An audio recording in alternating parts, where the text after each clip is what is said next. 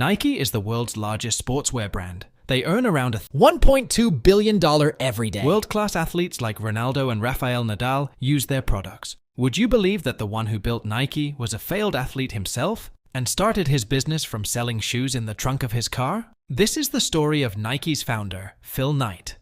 Phil Knight was born in 1938 in a small town named Portland, America. Since childhood, he used to run very fast, and his ultimate dream in life was to be a great athlete. In school and college, he worked hard on his running and won many races. Along with running, Phil continued his education, and in 1962, he completed his MBA. He still wanted to continue running, but one morning during his practice, he faced reality. After dedicating his entire youth to running, he had become one of the best athletes in his state, but he could not become a national and international level athlete. Sadly, he was good, but not great. He was 24 years old, and now there was no scope to get better in athletics. Hence, that morning, Phil, with a heavy heart, accepted that this was the end of his athletic career. He had failed in his dream of becoming an elite athlete, but still, he wanted to do something that would always keep him close to sports. Phil was deeply connected to his running shoes like every runner. That's why he decided that he would do a shoe business. Then he remembered that during his MBA, he had studied for several weeks and wrote a detailed research paper on the business of running shoes.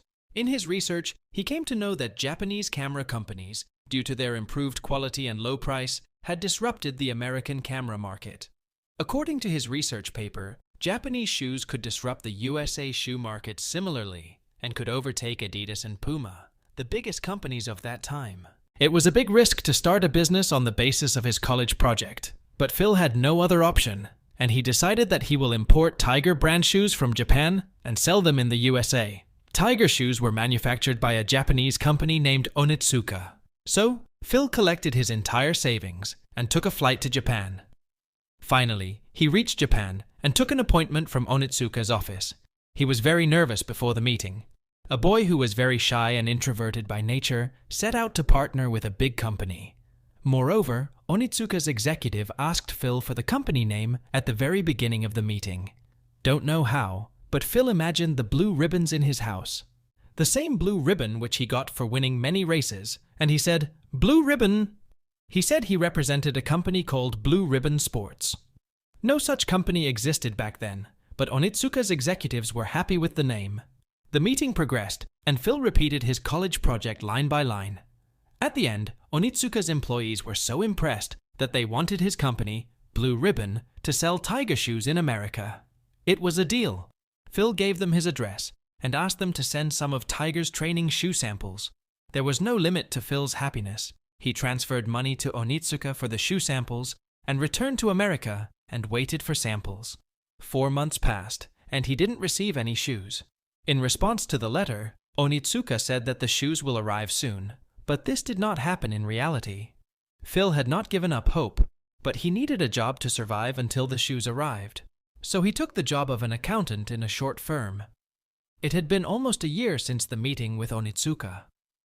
By then, Phil had almost lost hope when a notice came from the customs. There were 12 shoes from Japan. After collecting the shoes, Phil unboxed them and showed the shoes to his college coach, Bill Bowerman, and told him about his business plan. Bowerman liked the shoes so much that the very next day, he offered Phil to be a 50% partner. Phil was quite surprised with this offer. Bill Bowerman, throughout his coaching career, was obsessed with one thing, and that was shoes. He had been experimenting with shoes for years and had become an expert in shoe design. His full focus was on making the shoes lighter. He would often take away shoes of his students without asking and would return after tearing the shoes, performing minor modifications for several days. The athlete's performance would massively increase after his modifications.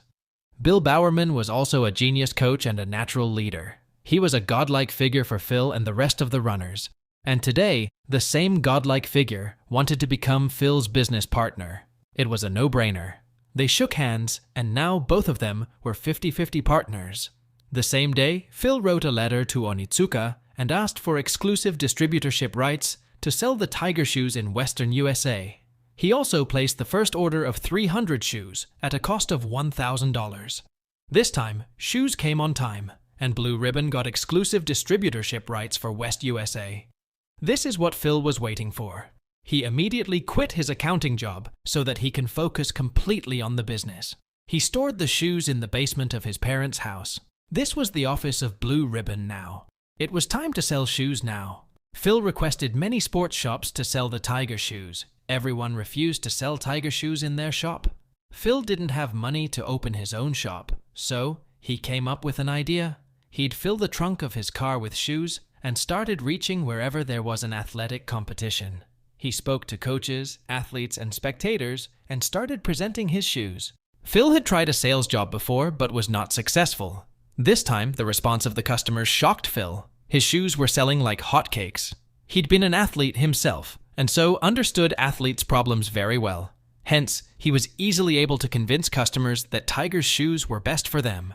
In just 2 months, he sold the first shipment of 300 shoes and placed an order for 900 shoes this time. But his total earning was just $2,000, and the total cost of the order was $3,000. So Phil asked for a $1,000 loan from the bank for the first time.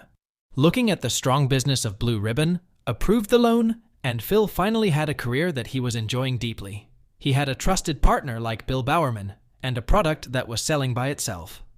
In short, Phil was having a great time. But then, there comes a twist in the story. A wrestling coach wrote a letter to Phil. He claimed that he had just returned from a meeting with Onitsuka in Japan, and that Onitsuka has given him rights to be the exclusive distributor for the whole of America. Coach orders Phil to immediately stop Tiger Shoes' business. Only 2 months had passed since Phil started the business and was on the verge of closure. He immediately wrote a letter to Onitsuka asking for clarification, but there was no response from them. So, Phil decided that he'll go to Japan and confront Onitsuka. During this meeting, Phil made it clear on how he had been wronged. He presented his argument for strong sales and explained future plans. The next day, he directly met the company owner, Mr. Onitsuka. He instantly trusted Phil. Mr. Onitsuka said that Phil's passion reminded him of his youth days, and he gave Phil the Western USA distributorship again. Phil was relieved, but the problems were far from over. Blue Ribbon achieved $8,000 in sales at the completion of the first year of business. They hired a salesman named Jeff Johnson to expand in another city. Jeff's specialty was that he had also been an athlete like Phil. He was extremely passionate about his work. That's why sales reached $16,000 in the second year of business. That means it was going to be double, but surprisingly, this became a big problem for them. Phil wanted to grow very fast. So, as soon as one shipment was sold out, he'd double or triple the order. They had to reinvest their entire profit for payment of the order and also had to take a loan from the bank. Basically, after 1 year's business, Blue Ribbon had incurred a debt of thousands of dollars, and cash flow was negative, due to which the bank refused to give him further loans, and suddenly, there was no cash to run the business. Phil had to arrange for the money somehow for Blue Ribbon's survival. Hence, he took up the job of an accountant at PwC. He started investing his entire salary in the business. On the other side, his partner Bill Bowerman was working to improve Tiger Shoes.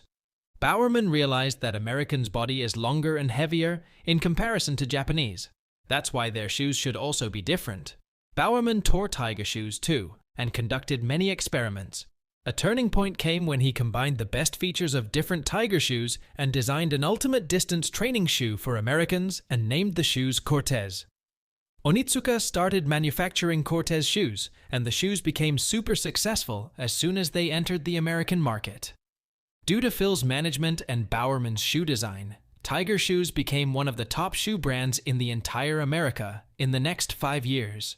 Sales touched 1.3 million by 1971, and the business was doubling every year. With this, Phil quit his job and joined Blue Ribbon full-time. It was going absolutely perfect when a huge blow came from Japan. Seeing the success of Blue Ribbon, Onitsuka felt greedy. They wanted to keep the entire income from Tiger Shoes for themselves. They gave an ultimatum to Phil that if he doesn't sell 51% of Blue Ribbon's stake to Onitsuka, they will give the distributorship of America to someone else. Phil felt quite shocked and hurt. It was a big fraud. Onitsuka had crossed all limits by talking to them about buying Blue Ribbon. And so, Phil took the biggest decision of his life. Phil gathered his team and told them that this was the moment which we all were waiting for.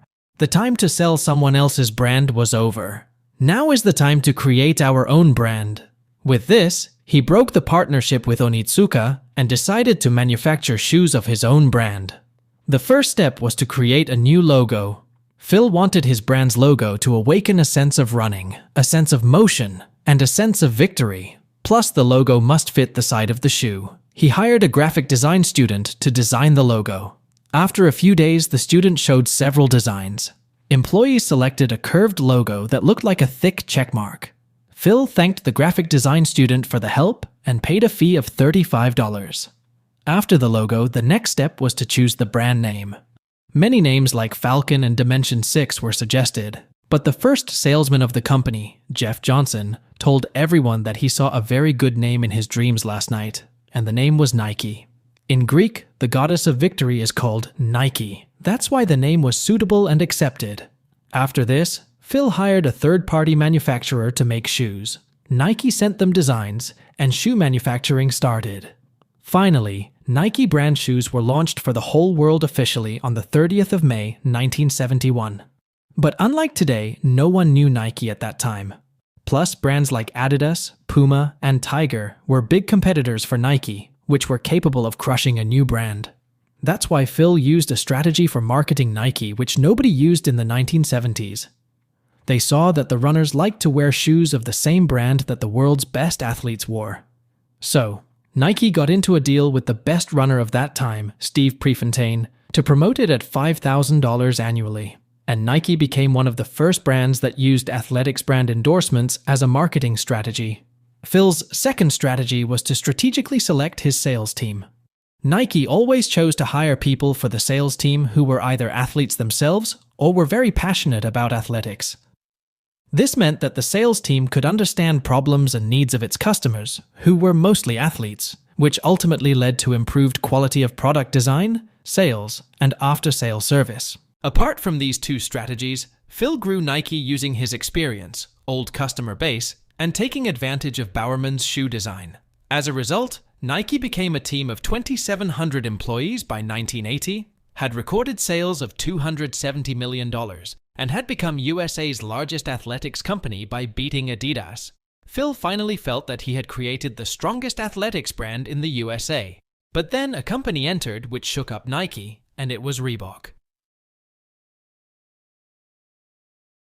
Nike's main focus was always to make it best for sports.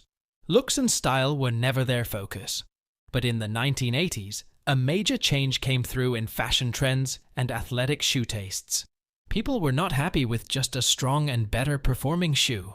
They wanted a shoe that had attractive looks and was stylish along with performance. And Reebok gave the customers just that. Eventually, customers started getting disconnected with Nike. The company suffered losses for the first time and had to lay off employees. Reebok surpassed Nike in 1986 as the biggest athletics shoe company. Nike had to do something magical quickly to survive and grow. And for this purpose, Nike chose a magical basketball player, Michael Jordan. Michael Jordan was an emerging player then, and Phil knew that he would be a great and legendary player in the future. Nike signs Michael Jordan as a brand ambassador. Nike also launched basketball sneakers called Air Jordan, named after Jordan. Earlier basketball shoes were quite ordinary and boring before Air Jordan. Air Jordan changed basketball shoes trend with its bold colors and stylish designs. Air Jordan became the historical shoe that brought sneaker culture to the whole world. Also, Michael Jordan was also in his phenomenal form then. Michael promoted the shoes by wearing them during games. Along with this, Nike also released shoe ads with Michael. Air Jordan, it's all in the imagination. This led Air Jordan to emerge as a powerful combination of performance and style. Nike sold $100 million worth of Air Jordans in the first year of launch, and finally overtook Reebok. Nike never stopped after this success. In the 1990s, they expanded globally. They started conquering countries one after the other, took entry into other sportswear other than shoes, and today, Nike is the world's largest sportswear brand with a valuation of around $160.2 billion. Phil and Nike's journey is really phenomenal. The most important lesson of this journey is execution. Phil said in his book, Shoe Dog, "Let everyone call your idea crazy. Just keep going. Don't stop. Don't even think about stopping until you get there. No matter what anyone says, if you are passionate about an idea, then take calculated risks and execute it." Nike's tagline also says the same thing. Just do it. If you liked this story, I recommend watching the next video.